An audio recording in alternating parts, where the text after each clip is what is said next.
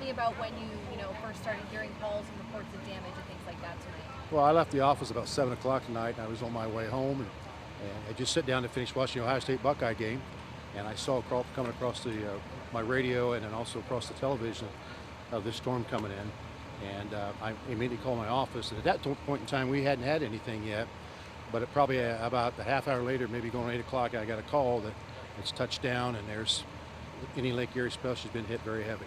And now, have you driven through and seen any of the damage, and what can you tell me about it? I've not driven through very much of it, but I can tell you that talking to the first responders that have done so, it's quite extensive, very much so. Primarily in the Russells Point area, the Orchard Island area, which is just on the north edge of Russells Point, and then in the Midway area between Lakeview and Russells Point. There's a mobile home park over there. A lot of heavy damage over in that area as well. And now, beyond those homes and that mobile park, what are some other areas that you're hearing? What kind of damage are people seeing? We have a lot of homes that are down.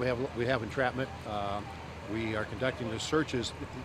What we've run into, though, is being able to gain access to those places because the trees down, power lines down. We've had gas leaks. We've had some fires. So in a couple areas, we had to back off a little bit so we could get that gas shut off and the power off for the safety of the first responders. We've done primary checks. We're doing secondary checks. We do know that there are still some people trapped, which is what we're working on right now to try to get to them. And is that why some of the roads are shut down at this time? Yeah, I encourage everybody to leave the area, but you not only have all these first responders, but then you have the people that want to know what's going on, so they're responding, and we're actually being flooded with help, flooded with volunteers and our law enforcement partners, our EMS, our fire. So yeah, it's quite congested up here. So you're asking people to leave the area if they can? If they can, it just restricts our flow, our traffic flow, and I know they have good intentions, but it hinders us in performing our duties. And now, they're doing secondary checks. Where do things go from here throughout the evening or throughout the night into the morning? Well, what we'll do, we will continue to search and try to take care of the victims that we can find. They've got triage set up here. We will, after we do our secondary checks here, we'll sit down and as a group and decide and look at our grid, what we've done, and how we proceed from here. There'll be a lot more work will be done tomorrow when daylight comes, so we can tell the extent of the damage. And also, I think we have to go back and recheck again in case we missed something tonight. So. And what can you tell me about what you're hearing about injuries? A lot of superficial injuries. There's broken bones. Unofficially, I'm told that we have probably at least 3 DOAs at this time. I don't know. I have any information on where at or anything like that, but that's what I'm told. And now, this is your community, and you were just saying to me that you've never probably seen anything like this in your career. So hearing about the damage and hearing all this, what is going through your mind? Immediately, wow, I feel bad for these people. We got to help these people. It's tragic. Yeah, I've been sheriff. I'm getting ready to start my 3rd term.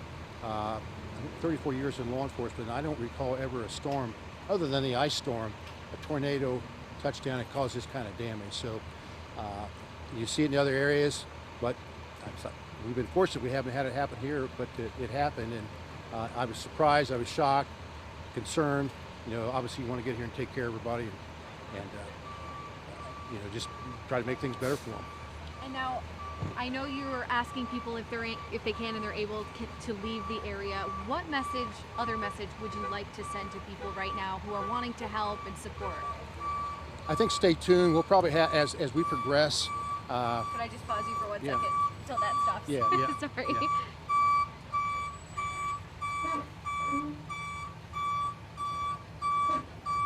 Sorry to interrupt the flow there. All right. No, I think as we progress, obviously these people will have lost, some of them probably lost everything. So there'll be people, they're going to be needing donations, they're going to be needing clothing.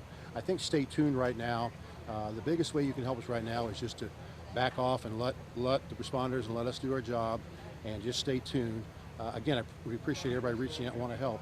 They all have good intentions, but I think there's more to come in the future, especially people are going to need some assistance to put their lives back together.